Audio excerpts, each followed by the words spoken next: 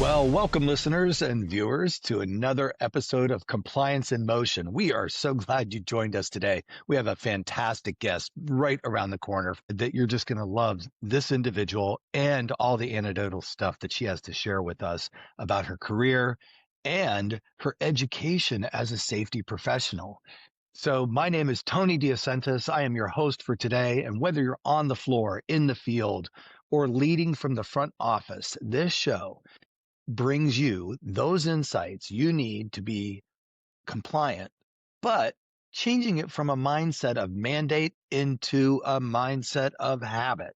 So today we're joining unbelievable professional with us. I'm so excited to have her, Crystal Turner-Moffatt. She is better known as the Safety Diva. And if you're not following her on LinkedIn already, I encourage you to go out there, like, follow, and do all that good stuff. Our guest, Crystal, she is a certified safety professional and construction, environmental, and occupational health and safety specialist. She has over 20 plus years in the field, folks. So get your notepads ready, open up that Google Doc, and be ready to take some notes. She's really well known, too, for her total worker health approach that blends risk management and compliance, but really about creating the right workforce, the right work culture for a workforce. Everybody, welcome to our episode today. Crystal, how you doing today, Crystal? I am fine, Tony. Thank you so much for having me. When I heard you were going to be a guest with us today, of course, went to your LinkedIn. I loved your profile picture and I loved your caption, the Safety Diva. Give us some backstory on that. How did you arrive at being the Safety Diva? Well, Tony, I really followed the risk after graduating from Hunter College and getting my graduate degree. It was like, what do I do next? And I started out really looking at toxicology, how environmental health affects, the human being. And then it led to industrial hygiene, how it affects industry. And then, I was like, what am I going to do? People are like, are you an industrial hygienist or a safety person? I'm like, well, I'm whatever's going to get me like a career and a job. And I really just followed the risk to safety. And the riskiest part of safety is in construction. So I like how you said, whether you're, boots to the ground, whether you're leading from the office or wherever way you're leading, can really make a difference. And it's about that compliance. So getting people to comply on a construction site that's like male dominated usually. It's not like, I'm coming in with this, especially coming from a non-construction background initially, like being a consultant per se, and people not really getting that you can be boots to the ground and really understand. It was about, how do I approach people that don't want to listen to you, think you don't know anything?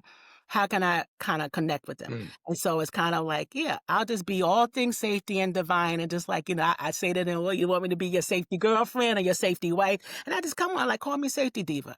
They'd be like, okay, Diva. And it just breaks the ice. It really was a real icebreaker to come with my long nails, and people are like, oh, she's not construction. It really does. Yeah, it just breaks the ice. I mean, and let's face it, we work in an environment where safety and compliance, people roll their eyes when you come, oh, here we go again, another safety thing, another compliance thing. And so kicking it off with Safety Diva is a great way to like break the ice and kind of develop a relationship.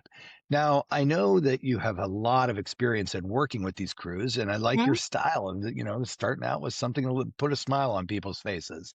But no matter what, sometimes you just go to address a crew and there's a skeptical, group of people. Give us some insights. What's a phrase you might use or something you might do to get these folks that, they've been doing the job forever and all of a sudden here comes a new safety manager, or not necessarily you, it could be anybody, but just is perceived as like, how does this person know more than I do? How do you fight that skeptical audience? Well, I first of hate to all, say fight. How do you get them on board? yeah. Well, Trust is the number one thing that you wanna build with people, and as you probably know, or most safety people know, safety is not done from the trail, it's not done from the you can do things from the office, but to really connect with people, you gotta be on their turf, out there with them, and the first thing is just acknowledging them for what they know, and not assuming that you do know more. I may know about the safety part, but they know about the actual, performance part of what they have to do in their trade, and when we work together, then we can come at a space where it's safe for both of us. I get to do my job, you get to do your job. I'm like, yeah, we both get to eat, right? We both get to do things safely. So I just acknowledge them, number one, for what they know. And I don't assume that I know more than what they know. I just know the little hairs go on the back of my neck when I see something that doesn't look kosher. And then I look like, Yeah. how can you do that in a safer way? How can I support you? And when people know you care, that's when Absolutely. the culture changes. Yeah, and absolutely. I love what you just said. And listeners, jot this down. Acknowledge what they know. I think so many times I'll go into a toolbox talk or I'll be observing a toolbox talk and it's people just jump right into it. Somehow figure out what your opening catchphrase is. I like you want me to be your safety wife, your safety diva, your where are we at? But once you get past the humorous remarks, it's about having some go-to phrase to Mhm. acknowledge what they know and put your knowledge in a place of expertise as well. And I think that's a great takeaway for people who are listening. Now, you've probably throughout your career found yourself on a lot of job sites, but I'd like you to tell listeners about your educational journey Mhm. and where you're at, where you started and where you're at now, because it's fascinating. Wow. Well, I started out at my undergraduate at Wesleyan University, and I was a psychology major, and I was pre-med, but it didn't work out that way. I didn't have a plan B, and I was like, "Oh, get a master's and apply for something." I'm like, Okay. "What am I gonna do?" Kind of thing. And so just that love for science and that love for, I never knew there was any other profession I can use that kind of knowledge. So it just kind of progressed from pharmacology, like I said, to toxicology. Next thing you know, I'm just working in New York as a public health sanitarian, like a restaurant inspector, which is really, really fascinating. And then, like I Mhm. said, I was a hunter looking at somebody reading a book one day in toxicology, and the rest was history. I just started there and went to industrial hygiene, worked for Yeah, consultants. I've worked from regulatory agencies to consulting, even to insurance, and just followed that loop. There's a definite loop of how it all fits together. And then having my own business for oh yeah. 18 years. Yeah, there you go. And aren't you in the middle of a doctoral project Yes, or I a am. master's program or something like that? What Yes. is the master's program focused on? Well, I just finished the master's. I completed that in May of this year, and it's a master's in construction management sciences. So I achieved that. And en route to my PhD, which at the dissertation defense stage coming up now, publishing some articles. And so by spring, that's what I should be, Dr. Turner-Moffatt. And it's occupational risk management. That's my That's PhD. great. I mean, I think that real world experience mixed with academia certainly puts you in that place to gain the credibility and the validity of, hey, I know what I'm talking about. You guys know what you're doing on the job. Let's do them together to Mm, create this whole environment of safety. And one of the things that I like you started with on your career journey is that you had a focus on psychology. And so, as we all know, psychology of people and things like that. So hmm many people we talk to, we say, "Oh, I'm in the business of safety and compliance," or "My job hmm is a safety professional." And we tend to immediately gravitate towards it's about the things people need to do to stay safe on the mm, job. But a big part about being a safety professional is also understanding people yes. and understanding some foundational things about the psychology of the way people think and the way they work is probably very important. Do you have any observations or something that you could share with us along those lines around being a people person first hmm and combining your safety expertise with that? Yeah, I think that's definitely it, Tony. Being that people person first, relating to people, earning that trust. And there's been like as you know, like the movement towards more psychological safety, looking at the person's total life. There's total health. And when people come to work, I really feel they don't come looking to have an accident. Who does, right? They don't come looking to have unsafe behaviors. It's just things may be happening, whether it's financial, emotional, all sorts of things. And if we really treat the whole person, the whole worker, we look at the whole situation, and then people will want to come to us when they have issues. They won't run away when they see the safety vest. Like they won't turn their head and like go do the same thing they were doing, because we really relate to them in a one-to-one level. When people know you care, like I said, then they'll really respond to that. So that's been part of it. And then really looking Yeah. at that total worker, and then I've looked at safety as now going towards risk. The more we manage the risk, now of course accidents happen. That's why they're called an accident. But the more we manage and decrease the probability that things will happen, we have starting from the get-go, safety at the table from the beginning, and management and everyone working all the way down to employees, giving them that empowerment. Really work, giving them that empowerment to stop work when they see something that's unsafe. So yeah, it's all works together for Yeah. that culture to be positive. I bet if listeners, if you go out and listen to a handful of different podcasts that we've put together, it is exactly what Crystal just talked about. The key word is empowerment.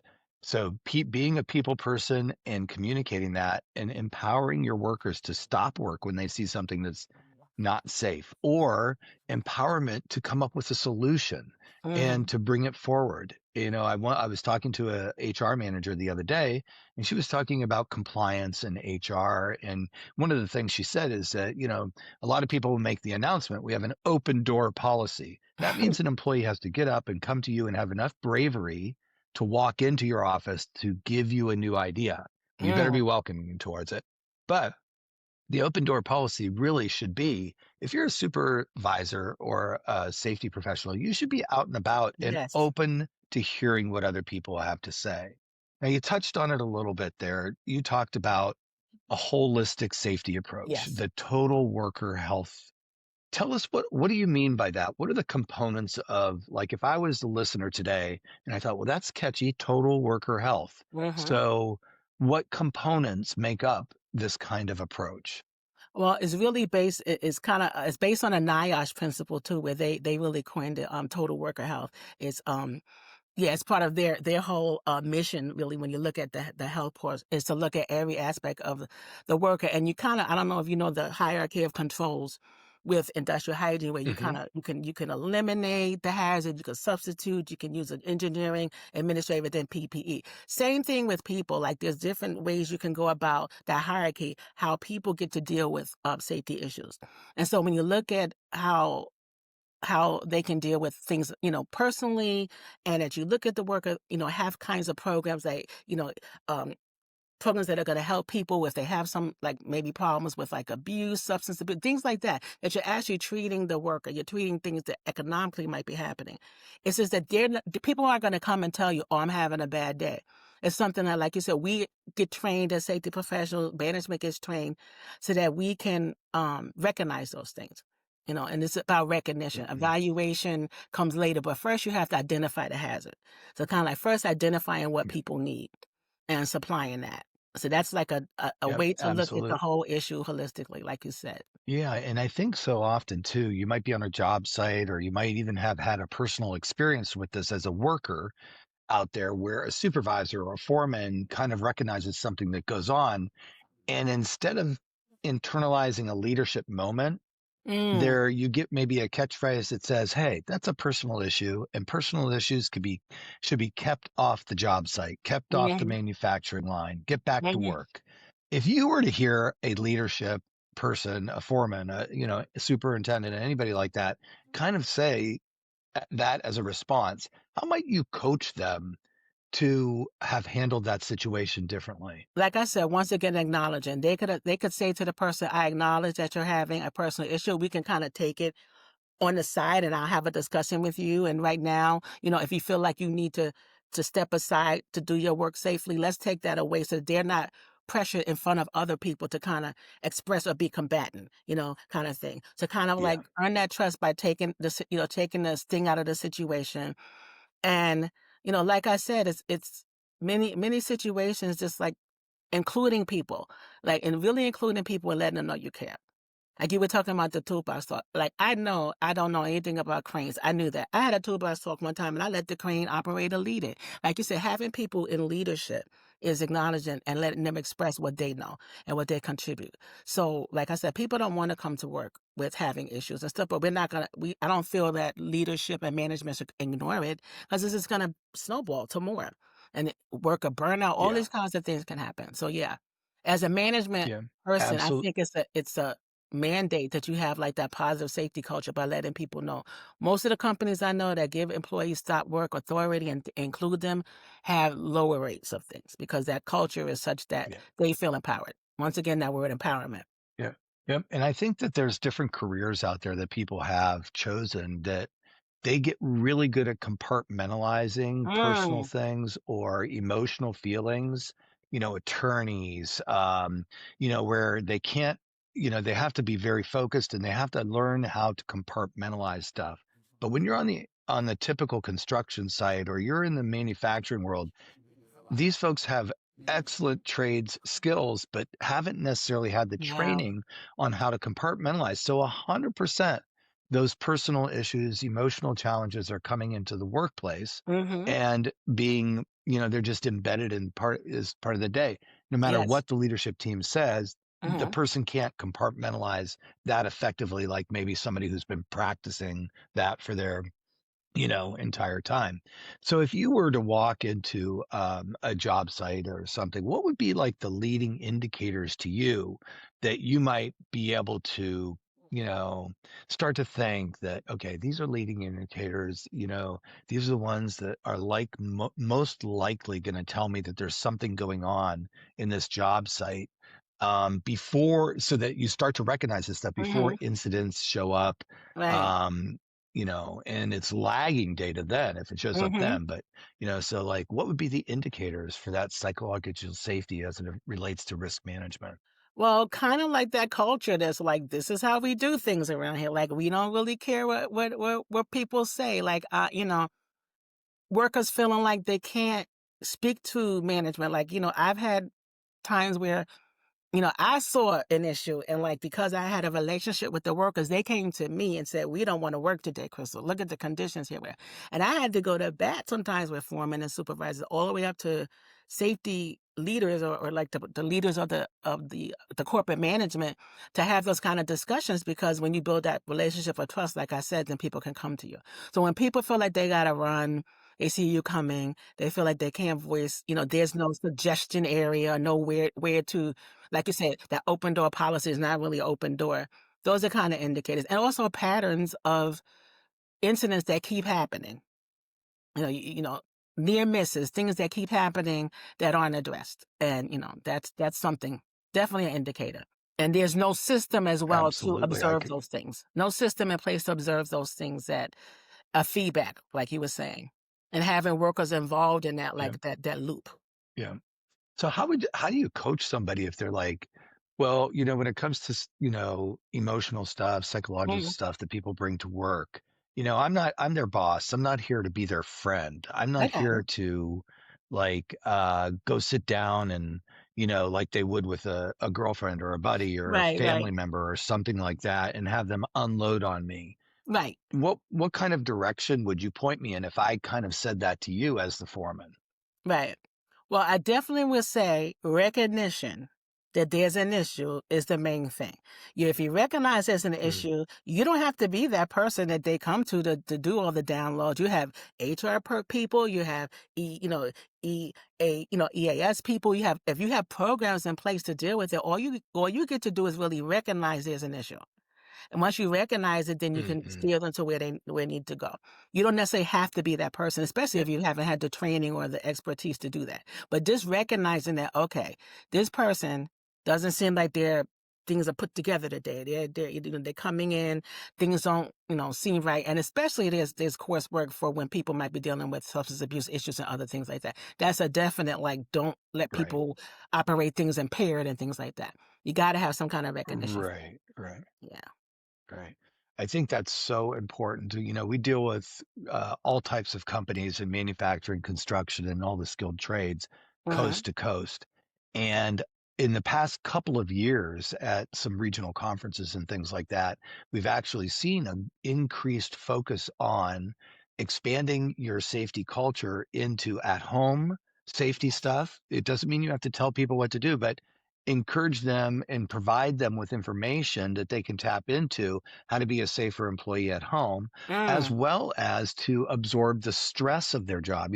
yes, Construction has one of the highest suicide rates yes, it does. amongst all of the trades, and so just making sure that it's visible where Yes. the individual can go and get help, maybe even without asking the foreman or Mhm. somebody. So Mhm. you can't have this stuff in a drawer in the Yes. office because nobody's ever in the office or at a desk to find it. So you've got to assume the accountability as an employer.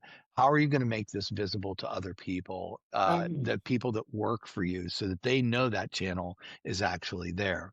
Treating people in a certain way that, you would want to be treated as a employee, because when employee and people feel like cattle, they don't feel like they're people, that they're being treated, you're gonna have a high rate of, turnover. You're gonna have a lot of other things happen where when people don't feel needed or wanted, or they don't appreciate their job, who would want to be there in that culture? So you're really stabbing yourself in the back. You're stepping on your own toes if you're not doing things to promote that. Yep, absolutely. Now, I want to follow up on this question too, because it dovetails. We were talking a lot about like the real life on the job site, how to coach the foreman, how to coach mentors, and things like that. And it was Mhm. very focused on emotional well-being Mhm. and stress and these kinds of things. Now, I know in your doctoral program, I don't know how far along you are, but I'm hoping that you have some tidbits to share with us I'm done. on I'm done. this. What did your doctoral research around diversity and organizational integrity kind of reveal to you about incident rates, near miss reporting, and rework on a job site? Any of those areas. But I'm real interested in some of your thoughts as somebody who studied this Mhm. diversity and organizational integrity. Well, one thing, was a conclusion that I came across is definitely having diversity of thought, having diversity, whether it be in the actual, um, type of employees you have, and also, diversity of mindset, like you mentioned mindset. Companies who practice that, companies who practice, like we talked about, that positive safety culture, all of that, inclusivity, equity, um, leads to a better return on their investment. It just like, teams perform better. All of that leads to, the performance increasing. And then, that's a bottom line.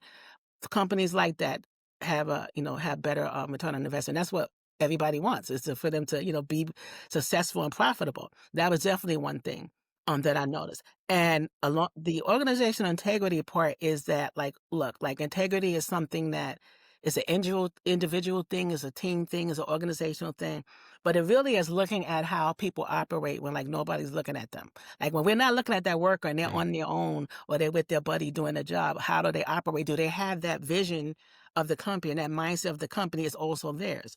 So, you know, looking at mission, vision, integrity, how the company operates, the people, like I said, how they really say what they do and they walk the walk, that they're talking.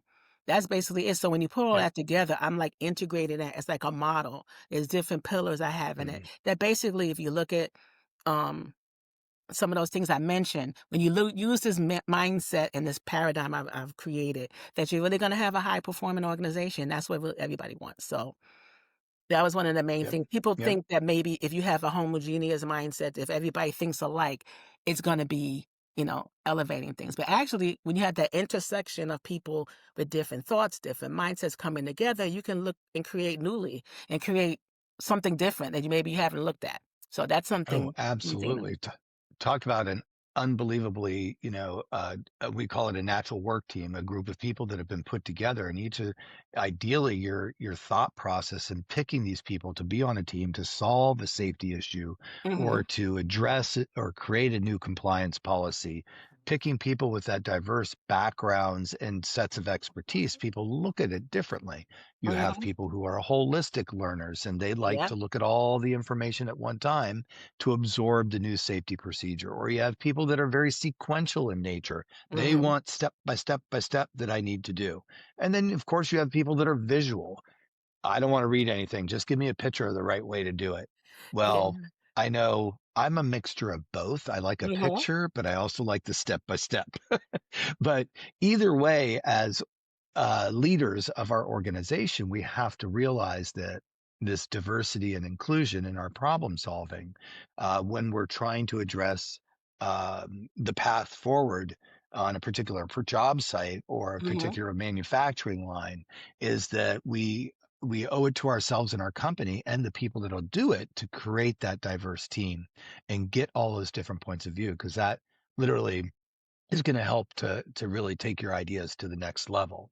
Now, when you're working, I know you've have had extensive experience in working with major insurers, Mhm. and that kind of comes hand in hand, obviously.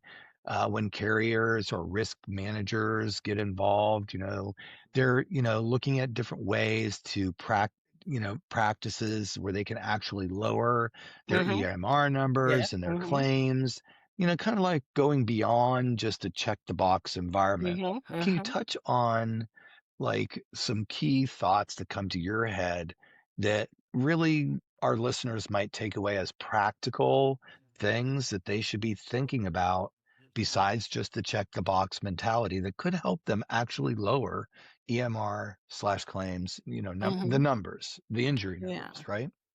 Well, one thing, that adage, like, failing to plan is planning to fail, right? And basically continuing to like use practices that will have your planning your work. And I mean, and not just planning the individual work, but even planning your work along the year, like, when you do this, when you do that. And when you're planning work, when you're actually bidding for work, all of that. Having safety at the table from the beginning. I mean, there's a lot of movements now, about through design, all kind of prevention through design, things like that. But really, starting at that process, even when you bid on a project, knowing what kind of risks are there, doing those risk management, and that job analysis really is a loop process. And when you're including workers, you're including what happens in the field, that you can alter things when something doesn't work. All of that works together so that you can kind of keep your risk lower and lower.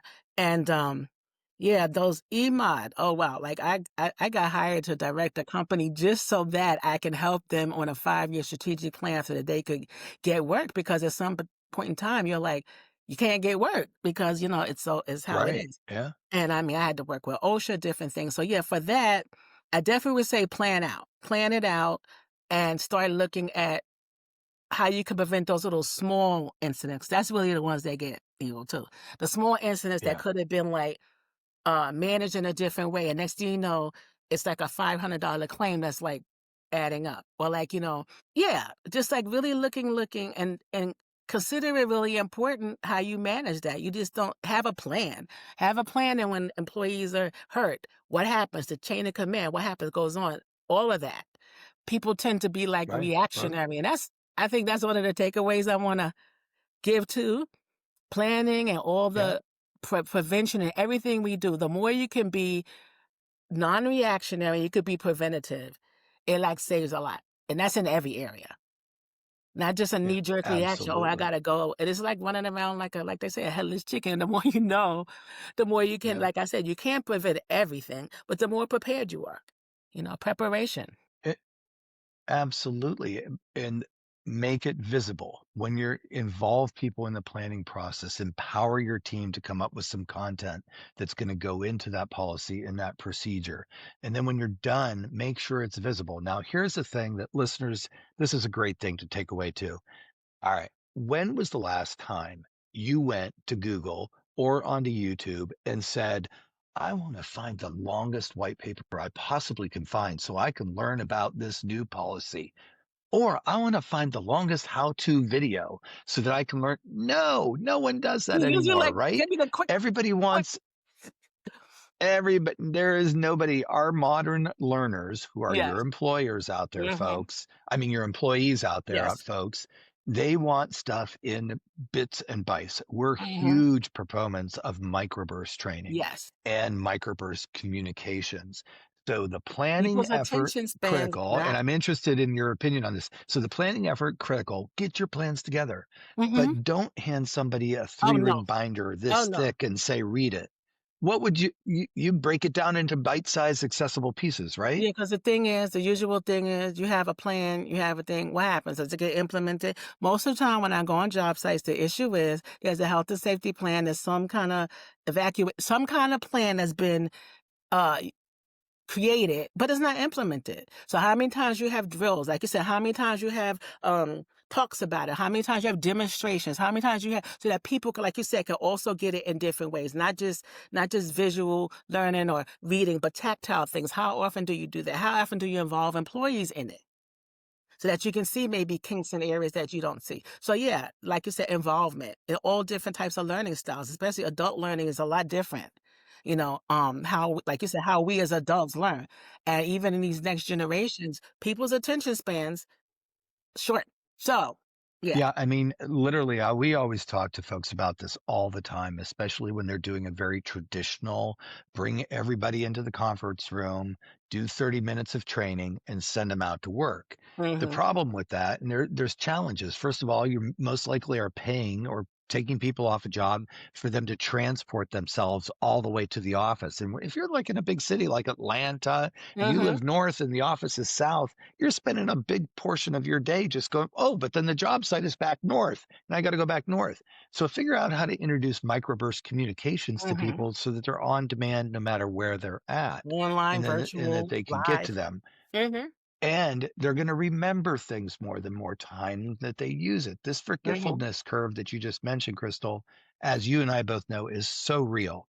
You put an adult learner in a conference room and start training them on something that they may have been trained on before, but it's time for a refresher, who knows what. But it's the research shows that their daydreaming and forgetfulness you're losing their attention. They're going south right away. They're thinking Hmm. about all the work they have to get done before the end of the day. Hmm. Otherwise, the foreman's going to be mad. They're thinking about, oh, I got to hurry up, get back to work so I can finish on time because my daughter has a soccer match tonight. So people are thinking about all of these things. So you have to take these big 3-ring binder plans or wherever they're stored on a hard drive somewhere and break them down into microburst communications.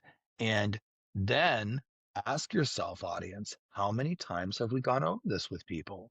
Did we Hmm. take advantage of an opportunity to go over it again and just refresh people on what the process is? And like you You're said, it's so spot on with that. interaction. A lot of interaction is missing. I mean, I think we see have to Yeah. haven't been through a pandemic, have to, people are so solo with things like you said. The more interaction, people like craving that. How can I interact? I like to show a lot of photographs and things that are actually real world experiences on job sites and stuff. That excites people. Or like, I'll ask questions like, what examples do you have? And I just include people. I think that's a different, like you said, Yeah. they won't daydream if you're like, oh, hey, like, what, do you have any stories you want to tell about something that happened with you? People like, they seem like they don't like to talk about themselves. And once they get rolling, it's like, yeah, Yeah. including the Yeah. knowledge. Right. And as a leader, you get to acknowledge that you're actually interested and you want to Yes. hear and learn as well. Now, one of the things that's on your horizon, which I Yes. think is so exciting for you, because I got to do this as well. I got to do a TED Talk or TEDx talk, Yes. and it was so fun. It was a little nerve-wracking getting ready for it because you got to go stand out there on that stage without any prompts or any PowerPoints or anything like that for the most part, and talk to your audience and share your point of expertise and Hmm. your observation and how it all comes together. So, listeners, Crystal is going to be doing a TED Talk And I'll keep you and all posted be about talking. when it is. What's Yeah. that? I said, I'll keep you all Yeah. posted. I'm training, I'm coaching, I'm y- doing, it's like getting ready to do a marathon, right? You got to train and Yeah, coach. And that's right. what I'm doing now. Yes. I A marathon that lasts 3 minutes and then you're I done. know, right? It's a very short, but you got to get it. You got to learn how to nail your message. So, is there Mhm. one big idea that you could tease with, or what your theme is going to Well, be? And look, hmm. I had an awakening September 11th of 2024 that I was told 4 o'clock in the morning, you will be speaking. So just get yourself prepared and you will be speaking. I got all nervous and like really? Like kind of like had that download of like, oh my gosh, really? Yeah, PhD is done. Don't worry about it. You'll be speaking. So I have been preparing, turning 62, realizing like, what I'm here to do. I love empowering people to empower themselves. So I just been working on this message about, I'll give you a little tease. It's in your DNA. That's the little tease. It's in your DNA. there you go. All right. Interesting. So uh, And I'll be speaking yeah, also okay. on some other podcasts coming. I really thank you for inviting me. And I have Yeah. a book coming out in 2026, The Safety Diva's Guide, Oh, and my own podcast oh, in March of 2026. So I'm working on all excellent. those things. Well, we Already done, but listeners it's like the definitely be PhD came book first. It's like you said, credibility.